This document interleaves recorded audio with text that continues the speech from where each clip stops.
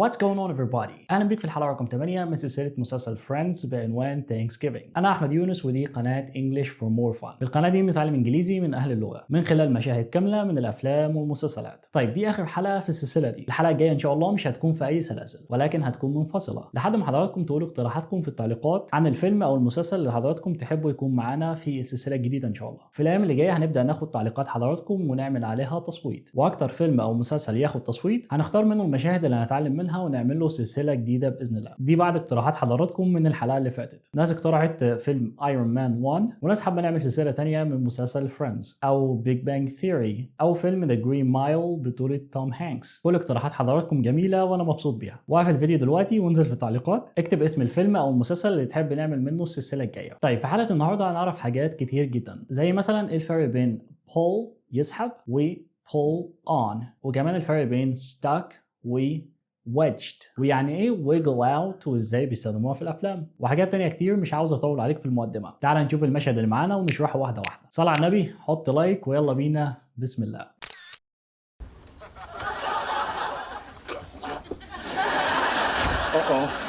I'm stuck. Joey, that is not gonna work. stuck دي صفة معناها عالق. طيب ازاي استخدمها زي الامريكان ما بيستخدموها؟ ممكن استخدمها زي المعنى اللي معانا في المشهد هنا، عالق يعني مش عارف يتحرك زي ما جوه حصل له كده. يعني مثلا ممكن اقول لك my key is stuck in the door، يعني مفتاحي عالق في الباب، مش عارف اطلعه، يعني عالق في الباب. my key is stuck in the door. او ممكن اقول لك مثلا we were stuck in the elevator. the elevator هو المصعد او الاسانسير. we were stuck in the elevator يعني احنا كنا عالقين في المصعد، مش عارفين نطلع من الاسانسير يعني. حلو، ده معنى عالق في مكان مش عارف يتحرك منه. طيب في معنى برضو مستخدم كتير احب انك تعرفه، وهو عالق مع شخص مثلا ومش عارف تسيبه، او عالق في وضع معين ومش عارف تخرج منه. نقول امثله عشان نفهم اكتر. ممكن نقول I'm stuck with my little brother tonight. I'm stuck with my little brother tonight يعني انا عالقه مع اخي الصغير الليله. يعني ايه عالقه معاه هنا؟ يعني هي مجبوره تقعد معاه ومش عارفه تسيبه وتخرج، فبتقول I'm stuck with my little brother tonight.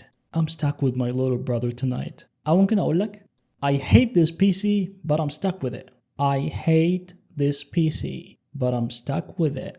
يعني أنا بكره الكمبيوتر ده ولكني عالق معه، مجبور أستخدمه. يعني ممكن مش معايا فلوس أشتري واحد جديد أو أي سبب تاني، المهم أنا عالق معاه مش بمزاجي، أنا مجبور أستخدمه. وبالمناسبة PC يعني personal computer، اختصار لي personal computer، كمبيوتر شخصي. فبدل ما نقول personal computer بنختصرها ونقول PC.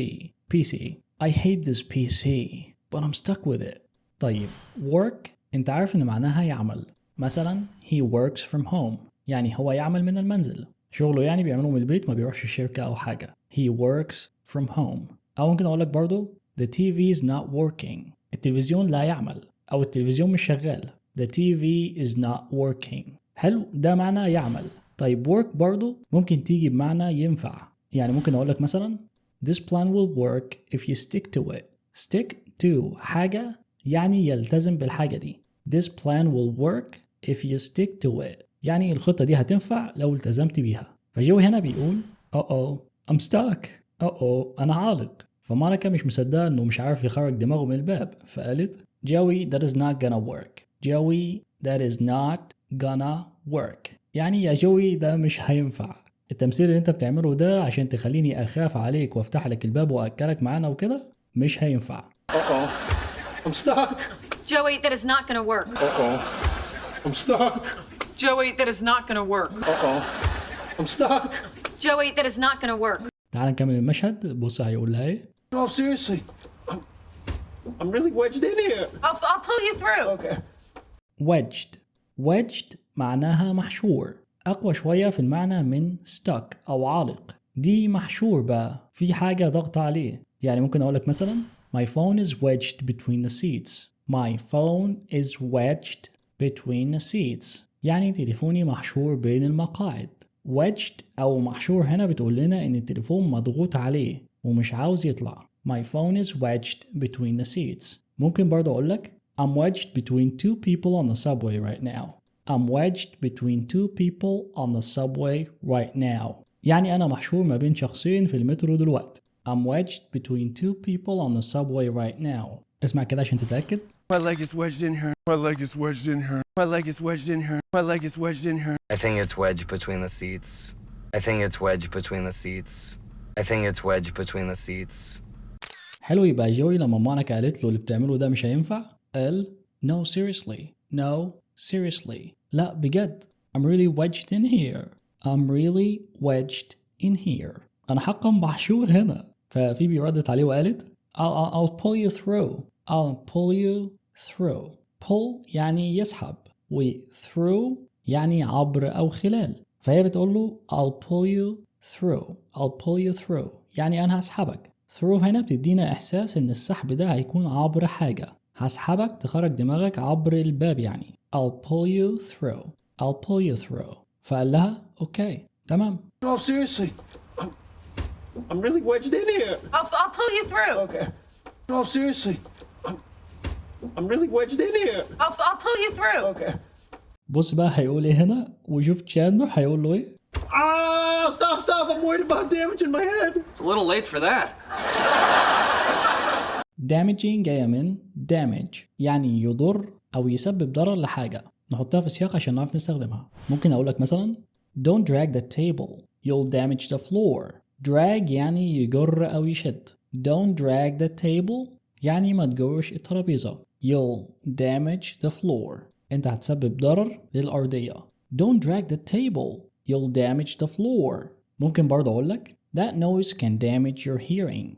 Hearing هو السمع أو القدرة على السمع. That noise can damage your hearing. يعني الضجيج ده ممكن يضر بسمعك. الدوشة دي ممكن تسبب ضرر لحاسة السمع عندك يعني. That noise can damage your hearing. فجوي هنا بيقول لفيبي لما كانت بتسحبه stop. توقفي. I'm worried about damaging my head. I'm worried about damaging my head. أنا الآن بشأن التسبب في ضرر لرأسي. لما تسحبي قوي كده ممكن رأسي يحصل لها ضرر. فتشاندلر قال له It's a little late for that. It's a little late for that. فات الأوان قليلا على ده. فات الأوان إنك تكون قلقان إن ضرر يحصل لراسك لأنه حصل من زمان أصلا. أنت لسه هتقلق حاجة تحصل لدماغك. أنت دماغك بايظة يا ابني من زمان وأنت عايش معانا. تشاندلر بيحب يقول نكت في كل كلامه. Stop. I'm worried about damaging my head. It's a little late for that. Stop. I'm worried about damaging my head. It's a little late for that. بص جوي هيقول إيه هنا. Well, hurry up. You gotta do something. All right, well, this does not change anything.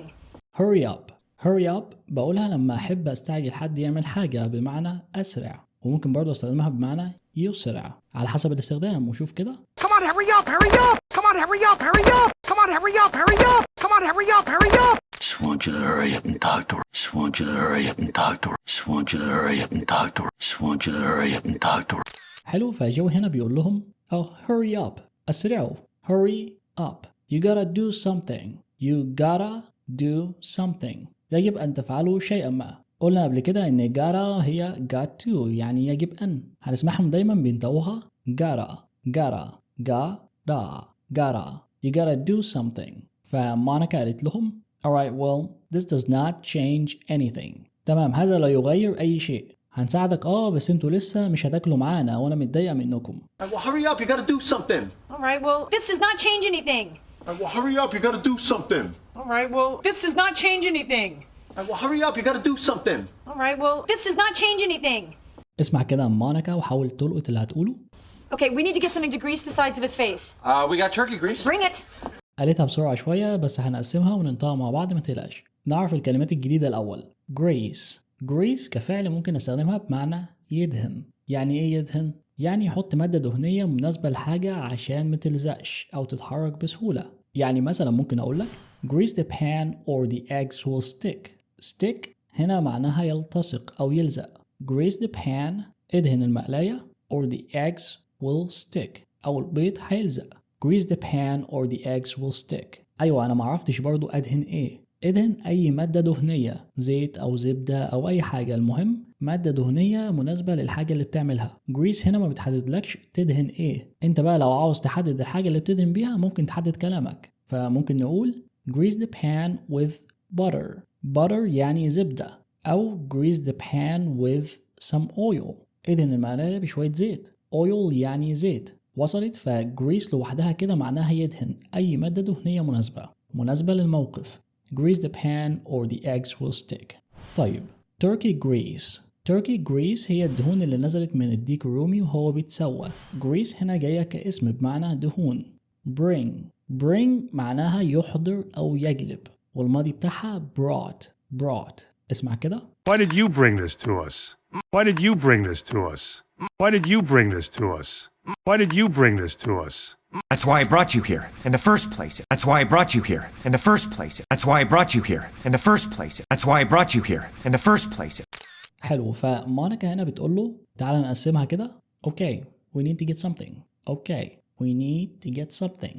Okay, we need to get something. Okay, we need to get something. Okay, we need to get something. Okay, we need to get something. Okay, we need to get something Okay, احنا محتاجين نحصل على شيء ما. to grease the sides of his face. To grease the sides of his face. To grease the sides of his face. To grease the sides of his face. To grease the sides of his face. To grease the sides of his face. لندهن جانبي وجهه. Okay, we need to get something to grease the sides of his face. Okay, we need to get something to grease the sides of his face. Okay, we need to get something to grease the sides of his face. تمام، احنا محتاجين نحصل على حاجة ندهن بيها أجناب وجهه عشان وشه يتزحلق ويخرج من الباب. فتشاندلر قال لها We got turkey grease. Bring it. We got turkey grease. Bring it. we got turkey grease. We got turkey grease. لدينا دهون الديك الرومي. فقالت له bring it.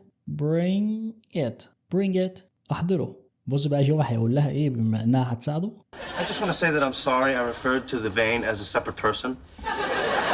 referred جاية من refer to كذا يعني يشير لكذا. يعني ممكن أقول لك I think he's referring to what happened yesterday. I think he's referring to what happened yesterday. يعني أنا أعتقد إنه يشير للي حصل امبارح. I think he's referring to what happened yesterday. اسمع كده عشان توضح أكتر. But that's not what I was referring to. But that's not what I was referring to. But that's not what I was referring to. But that's not what I was referring to. طيب separate طبعا هنا دي صفة معناها منفصل. بننطقها كده separate. اسمعهم كده في الأفلام. I think it's silly you made us sit at separate tables like this. I think it's silly you made us sit at separate tables like this. I think it's silly you made us sit at separate tables like this. I think it's silly you made us sit at separate tables like this. Two separate rooms. Two separate rooms. Two separate rooms. لو استخدمنا الكلمة دي كفعل بمعنى ينفصل أو يفرق بين اتنين هننطقها بطريقة تانية وهي separate. يعني مثلا ممكن أقول لك just try to separate the egg white from the yolk. egg white هو بياض البيض. the yolk هو الصفار. just try to separate the egg white from the yolk. يعني فقط حاول أن تفصل بياض البيض من الصفار. just try to separate the egg white from the yolk. أو ممكن نقول she tried to separate them but they kept fighting. يعني هي حاولت تفرق بينهم ولكن فضلوا يتخانقوا. she tried to separate them but they kept fighting. اتأكد كده من الأفلام. Please don't forget to separate the whites from the darks. Please don't forget to separate the whites from the darks. Please don't forget to separate the whites from the darks. Please don't forget to separate the whites from the darks. I separated from my husband, which was very difficult. I separated from my husband, which was very difficult. I separated from my husband, which was very difficult. I separated from my husband, which was very difficult. No matter how hard I try to separate my life from his, he just... No matter how hard I try to separate my life from his, he just... No matter how hard I try to separate my life from his, he just... حلو. يبقى separate بطول في الآخر كده. separate معناها ينفصل. إنما separate شوف بخطف في الآخر إزاي. بخطفها في الآخر. separate فعل ينفصل. separate منفصل. فهو بيقول لها I just wanna say that I'm sorry. I just wanna say that I'm sorry. أنا بس عاوز أقولك إن أنا آسف. I referred to the vein as a separate person. I referred to the vein as a separate person. إني أشرت للعرق كشخص منفصل. طبعا في الحلقة اللي فاتت قال لها You three have a nice Thanksgiving. اقضوا عيد شكر لطيف. You, Chan, and the vein. انتي وتشاندلر والعرق. العرق اللي بيظهر على جبينها لما تتعصب. فبيعتذر لها انه اشار للعرق كأنه واحد هيكون معاهم يعني. I just want to say that I'm sorry I referred to the vein as a separate person. I just want to say that I'm sorry I referred to the vein as a separate person. تشاندلر هيديها التركي جريس وهي هتقول Here you go. here we go. here we go اللي هي اتفضل او اهو، بتدي حد حاجة فبتقول له اتفضل اهو او اتفضل اهي. here we go ده معنى احنا اخدناه قبل كده لو فاكرين في حلقات تانية، وادينا بنأكد عليه دلوقتي. اتأكد كده من الافلام. Here you go, sir. Here you go, sir. Here you go, sir. Here you go, sir. Here you go, Mr. Da Vinci. Here you go, Mr. Da Vinci. Here you go, Mr. Da Vinci. Here you go, Mr. Da Vinci. طيب here we go هنا بقى دي بستخدمها استخدام تاني، وهي لما أقدم مساعدة لحد. هي هنا راحت عليه بالتركي جريس وقالت له here we go أهو هنساعدك أهو. here we go. Here you go. Here you go. بص شوف هيقول ايه هنا. Ooh, that smells good. Ooh, that smells good. Oh ده ريحته حلوة. الدهون بتاعت الديك الرومي دي ريحتها حلوة. نكمل. Okay. Okay, try it. This isn't working. قال لها اوكي تمام. قالت له اوكي try it. try it. try it. تمام جرب كده. فحاول وما قدرش يخرج دماغه فقال it isn't working. it isn't working. it isn't working. it is not working. اختصارها it isn't working. it isn't working. لا تعمل. الفكرة دي مش نافعة. مش عارف اخرج دماغي برضو. Okay. Okay, try it. This isn't working. تعال نكمل. Alright, we're gonna have to unscrew the chain. Well, hurry! I can't feel my ears. Can you ever feel your ears? Interesting. unscrew. قبل ما نعرف unscrew خلينا نعرف ده اسمه ايه الأول. ده اسمه a screw. a screw. طيب لما أحب أثبت حاجة بالمسمار ده بستخدم فعل اسمه screw. screw يعني يثبت أو يربط. يعني ممكن أقول لك he screwed the shelf into the wall. he screwed the shelf into the wall. يعني هو ثبت الرف في الحائط. he screwed the shelf into the wall. يبقى screw يثبت أو يربط، عكسها unscrew يفك. معنى هنا بتقول alright we're gonna have to unscrew the chain. alright we're gonna have to unscrew the chain. chain يعني سلسلة. هي بتتكلم عن الدور chain، سلسلة الباب اللي قافلة الباب دي. طيب ازاي اقول لك حط سلسلة الباب او شيل سلسلة الباب دي؟ حط السلسلة بقول put on the chain. put on the chain او put the chain on. put the chain on. الاتنين واحد. يعني مثلا ممكن اقول لك put the chain on before you open the door. يعني حط السلسلة قبل ما تفتح الباب. put the chain on before you open the door. طيب شيل السلسلة دي بقولها ازاي؟ بقول take off the chain او take the chain off. فممكن اقول لك مثلا take the chain off it's me. take the chain off it's me. شيل السلسلة إنه أنا. شيل سلسلة الباب دي ما تقلقيش أنا اللي على الباب. take the chain off it's me. حلو. فمارك هنا بتقول إيه؟ alright we're gonna have to unscrew the chain. alright we're gonna have to unscrew the chain. تمام سيتعين علينا أن نفك السلسلة. نفك مسامير السلسلة يعني عشان نخرج دماغه. فجوي قال well hurry أسرعوا. hurry زيها زي hurry up بس hurry up مستخدمة أكتر في السياق ده. فهو بيقول لهم أسرعوا. I can't feel my ears. I can't feel my ears. أنا لا أشعر بوداني. مش حاسس بيهم. فتشاندلر قال له Can you ever feel your ears? Can you ever feel your ears? هل تستطيع أبدا أن تشعر بأذنيك؟ هو أنت أصلا بتقدر تحس بودانك؟ حتى لو مش مزنوقين يعني في الباب؟ كده كده يا ابني ما بنحسش بيهم. فقال له interesting مثير للاهتمام. أيوة فعلا ما حدش بيحس بودانه. Alright, we're gonna have to unscrew the chain. Well, hurry! I can't feel my ears. Can you ever feel your ears? Interesting. مونيكا عاوزة تفك السلسلة فهتقول لتشاندلر Chandler, where are your tools? Oh, I left them on my bulldozer. tools يعني أدوات. tools. هي هنا بتقول له Chandler where are your tools؟ يعني يا تشاندلر فين التولز، فين الأدوات بتاعتك؟ أدوات هنا قصدها بيها مفك أو شاكوش أو مفتاح ربط أو الحاجات دي. أنا عرفت منين إن الأدوات اللي بتقول عليها هي المفك أو شاكوش أو مفتاح وكده؟ لأنها من شوية قالت عاوزة تفك السلسلة بتاعت الباب، فأكيد هتحتاج أدوات وخصوصا مفك. فلما قالت له فين أدواتك قال لها Oh I left them on my bulldozer. left الماضي بتاع leave يترك. bulldozer هي الجرافة دي، بنستخدمها عشان نزق بيها التراب أو الحجارة عشان نسوي الأرض. مش عايزك تتلخبط بينها وبين ده اسمه loader وبالعربي اسمه loader برضو. وظيفته بيحمل العربيات الكبيرة رمل وزلط وكده. فتشاندلر بيقول لها هنا I left him on my bulldozer. أنا تركتهم على الجرافة بتاعتي. بيتريق طبعا. انت فاكريني شغال على بولدوزر يعني عشان تقولي لي فين أدواتك؟ Chandler, where are your tools? Oh, I left them on my bulldozer. Chandler, where are your tools? Oh, I left them on my bulldozer. هيكمل هنا ويقول لها I don't have tools. Well, I do, but Rachel borrowed them. I lent them to Ross. I gave them to Joey. I left him at the park. borrowed الماضي بتاع borrow واللي معناها يستعير أو يستلف. اسمع كده بيستخدموها ازاي؟ Sorry, can I borrow your car? Sorry, can I borrow your car? Sorry, can I borrow your car? Sorry, can I borrow your car? I want to borrow some money from you. I want to borrow some money from you. I want to borrow some money from you. طيب lend الماضي بتاع lend ودي عكس borrow. lend معناها يعير أو يسلف. عشان ما تتلخبطش borrow ياخد lend يدي. اسمع كده. If you want, I can lend you some money. If you want, I can lend you some money. If you want, I can lend you some money. If you want, I can lend you some money. He lent you his Ferrari. He lent you his Ferrari. He lent you his Ferrari.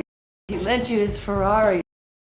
يبقى هنا تشاندلر قال لها I don't have tools. أنا ما عنديش أدوات. فردت عليه Well I do. أنت don't have.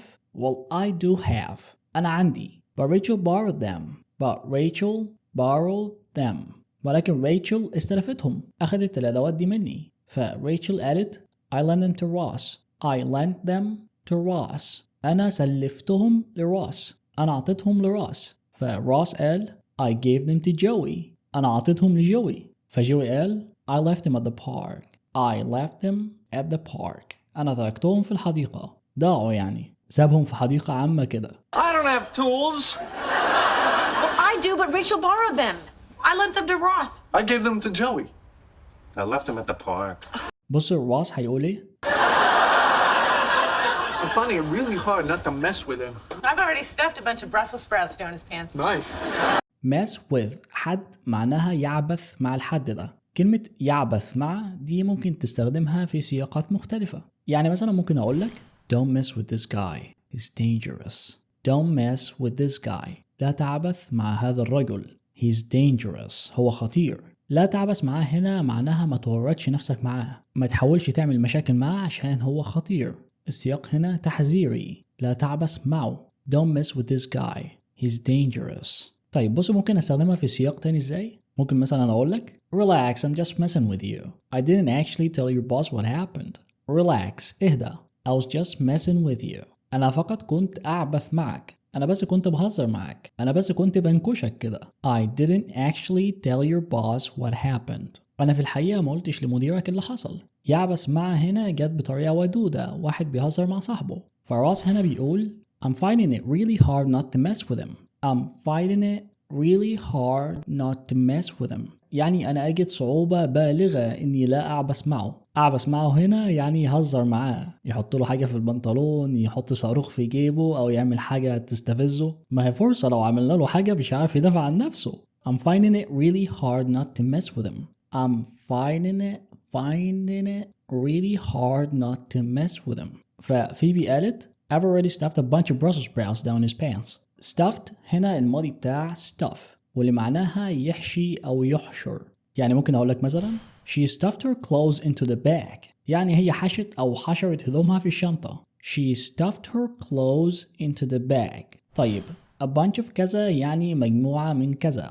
فهي بتقول I've already stuffed a bunch of Brussels sprouts. I've already stuffed a bunch of Brussels sprouts. أنا بالفعل حشرت مجموعة من كرنب بروكسل. Down his pants. Down his pants. Pants طبعا يعني بنطلون. Down هنا بتقولك يعني من فوق لتحت. I've already stuffed a bunch of Brussels sprouts down his pants. يعني أنا بالفعل حشرت مجموعة من كرنب بروكسل في بنطلونه من فوق لتحت. حطت الكرنب في البنطلون من فوق والكرنب نزل لتحت، وهنشوفهم هما بيحطوه في البنطلون كمان شوية. المهم روس قال لها ايه؟ نايس، حلو، عجبتني الحركة دي. I'm finding it really hard not to mess with him. I've already stuffed a bunch of Brussels sprouts down his pants. Nice. I'm finding it really hard not to mess with him.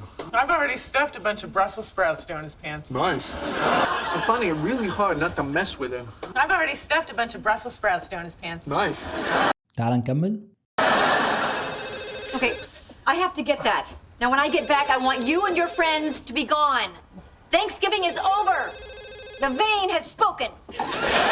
get هنا هتلاقيهم دايما بيستخدموها لما تليفون يرن أو باب يخبط أو حد ينادي، بمعنى يرد على التليفون أو يشوف مين اللي على الباب أو بينادي. حتى اسمع كده عشان نتأكد. I'll get the phone. I'll get the phone. I'll get the phone. I'll get the phone. I'll get the phone. I'll get the phone. I'll get the phone. I'll get the phone. Let me get the door first. Oh, hi, no one. Let me get the door first. Oh, hi, no one. Let me get the door first. Oh, hi, no one. Let me get the door first. Oh, hi, no one. فمونيكا هنا لما سمعت التليفون بيرن قالت اوكي I have to get that. اوكي انا المفروض ارد على ده، التليفون اللي بيرن ده لازم ارد عليه. Now when I get back لما ارجع I want you and your friends to be gone. انا عاوزاك انت واصحابك تكونوا مشيتوا ذهبتوا. Thanksgiving is over. عيد الشكر انتهى، مفيش عيد شكر خلاص. The vein has spoken. has spoken دي بتتقال في سياق جد شوية، بمعنى قال كلمته الأخيرة أو اتخذ قراره النهائي. مثلا The king has spoken. الملك قال كلمته الأخيرة، خلاص مفيش رجوع. حتى في فيلم 300 الراجل هيقول للملك My good king، يا مولاي الطيب، يا ملكي الطيب. كلمة كده كانت بتتقال زمان صيغة احترام للملوك. وهيكمل The oracle has spoken. الأوراكل قالت كلمتها الأخيرة. الأوراكل هو مكان زمان الناس كانت بتروح تستشير فيه المعبود اللي بيعبدوه من خلال الكهنة اللي هناك. فالراجل هنا بيقول له My good king, the oracle has spoken. يا مولاي الطيب، الأوراكل قالت كلمتها الأخيرة. قالت إن مفيش حرب في عيد الكارنيا. أنت ليه رايح تحارب؟ لو عاوز تعرف أكتر عن عيد الكارنيا تقدر تشوف الحلقة اللي عملناها من فيلم 300 هتظهر لك فوق دلوقتي. طيب تعال نسمعه كده. My good king, the oracle has spoken. My good king, the oracle has spoken. My good king, the oracle has spoken. يبقى مونيكا هنا بتقول The vein has spoken، يعني العرق قال كلمته الأخيرة. مش أنا اللي بتكلم دلوقتي، ده العرق اللي على جبيني اللي بيظهر لما بغضب، وهو قال كلمته الأخيرة عيد الشكر انتهى، مفيش أكل خلاص. Okay, I have to get that. Now when I get back, I want you and your friends to be gone. Thanksgiving is over. The vein has spoken. بص جو هيقول ايه هنا؟ It's really starting to hurt. It's really starting to hurt. It's really starting to hurt. يعني بدأ يؤلمني حقا، الباب زانق على رقبتي، ده بدأ يؤلمني، بدأ يوجعني. It's really starting to hurt. It's really starting to hurt. بص تشاندلر هيقول له ايه؟ Okay, look, I'm gonna pull on the door and you guys push as hard as you can. Maybe we can get enough room to wiggle them out, okay? Okay, so push. لسه عارفين من شوية إن pull معناها يسحب أو يشد. ليه تشاندلر قال okay look I'm gonna pull on the door. اوكي بص أنا هشد الباب. ليه قال pull on the door وما قالش pull the door على طول؟ ده لأنه مش قصده إنه يسحب الباب وخلاص، لا ده عاوز يقعد يشد فيه بقوة وبشكل مستمر، يفضل شادد فيه كده عشان يخرج دماغه من الباب. إذن أفهم من كده إن pull معناها يسحب أو يشد بشكل عام، إنما pull on حاجة معناها يسحب الحاجة دي بقوة واستمرار. هو ما سحبش مرة كده وخلاص، لا ده عمال يشد في الباب وفيه قوة في الشد. وصلت؟ Okay look I'm gonna pull on the door. تمام بص أنا هشد الباب and you guys push وانتم يا جماعة ادفعوا. push معناها يدفع أو يزق. as hard as you can. as hard as you can يعني بقدر استطاعتكم. ادفعوا الباب بأقصى قوة عندكم. Maybe we can get enough room. Maybe we can get enough room. room يعني متسعة أو مساحة. اسمع كده المثال ده. You see Ralph, there's no room for you up here. You see Ralph, there's no room for you up here. You see Ralph, there's no room for you up here. You see Ralph, there's no room for you up here. wiggle out. wiggle out ليها معنى حرفي ومعنى مجازي. المعنى الحرفي هو يملص أو يهز حاجة أو جسمه يمين وشمال عشان يخرج من مكان مزنوق، من مكان ضيق. يعني مثلا ممكن أقولك help me wiggle this box out. help me wiggle this box out يعني ساعدني أملص الصندوق ده برا. هز الصندوق ده يمين وشمال معايا كده عشان نخرجه برا. help me wiggle this box out. لو رحنا لتشاندلر هنا هنلاقيه بيقول maybe we can get enough room. ربما يمكننا الحصول على مساحة كافية to wiggle him out. to wiggle him out. to wiggle him out لنملصه، نخرجه من الباب اللي محشور فيه ده. ده المعنى الحرفي ل wiggle out. في معنى مستخدم في الأفلام أحب إنك تعرفه، وهو يملص من حاجة، يزوغ من حاجة، يخلص نفسه من موقف معين أو يهرب من التزام معين. نقول مثال عشان نعرف نستخدمها. ممكن نقول don't try to wiggle out of this responsibility. don't try to wiggle out of this responsibility يعني ما تحاولش تملص أو تزوغ أو تهرب من المسؤولية دي. don't try to wiggle out of this responsibility. وعشان المعنى يوضح أكتر وتتأكد تعال نشوفه في الأفلام. Are you really gonna help him wiggle out of this? Are you really gonna help him wiggle out of this? Are you really gonna help him wiggle out of this? Are you really gonna help him wiggle out of this? But he always manages to wiggle out of trouble somehow. But he always manages to wiggle out of trouble somehow. But he always manages to wiggle out of trouble somehow. But he always manages to wiggle out of trouble somehow. اسمع بقى اللي قاله تشاندلر كده تاني. Okay, look, I'm gonna pull on the door and you guys push as hard as you can. Maybe we can get enough room to wiggle him out. Maybe we can get enough room to wiggle him out. Maybe we can get enough room to wiggle him out, okay? Okay, so push. بص فيبي هتقول ايه هنا؟ Just a sec, we're kind of in the middle of something here. Stop putting things down my pants! Just a sec. sec هي اختصار لي second، ثانية. Just a sec يعني فقط ثانية، ثانية بس. We're kind of in the middle of something here. kind of نوعا ما قالتها kinda. اتفقنا ان في اغلب كلامهم of كأنها kinda. kind of kinda. We're kind of in the middle of something here. We're kind of in the middle of something. حتى قال something برضو مش kind of بس لا. of عامة بيقولوها We're kind of in the middle of something here.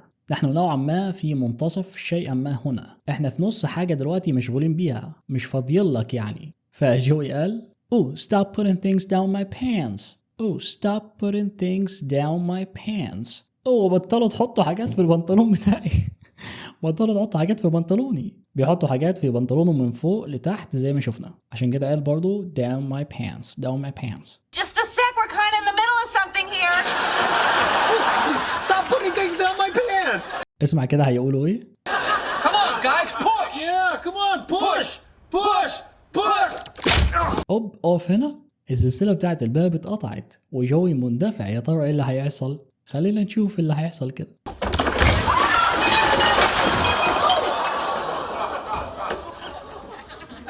يا نهار ابيض، الاكل اللي تعبوا فيه راح كله على الارض. بصي تشاندلر هيقول ايه هنا؟ My cranberries! تشاندلر اهم حاجة عنده هو التوت اللي هو عمله. قال my cranberries توتي. طبعا انت عارف انهي توت هو بيتكلم عنه لو جايب الترتيب. شوفنا شكله قبل كده. بس كده يا شباب خلصنا سلسلة مسلسل فريندز بعنوان Thanksgiving. اللي عاوز سلسلة جديدة من نفس المسلسل يا ريت يقول لنا في التعليقات أو يكتب لنا اسم الفيلم أو المسلسل اللي يحب يتفرج عليه في السلسلة الجاية. مش عاوز أطول عليك، يا ريت لو استفدت من السلسلة دي تشاركها على أي منصة. رابط السلسلة موجود في أول تعليق تحت الفيديو. طبعا هسيب لك المشهد بتاع النهارده في قناتنا على تيليجرام. تقدر تروح للقناة من خلال الرابط اللي في الوصف تحت الفيديو. عاوز قبل ما أمشي أشكر أستاذ محمد شعبان وأستاذ إسلام سيد وأستاذ ليث أبو عاصي على دعم القناة من خلال الممبرشيب العضوية. بعد ربنا من غيركم القناة ما كانتش هتكمل لحد النهاردة، فحقكم عليا ان اشكركم في كل فيديو ويا رب يجعله في ميزان حسناتكم. اعمل لايك وشير واشوفك على خير. صلى على النبي والسلام عليكم. Subscribe.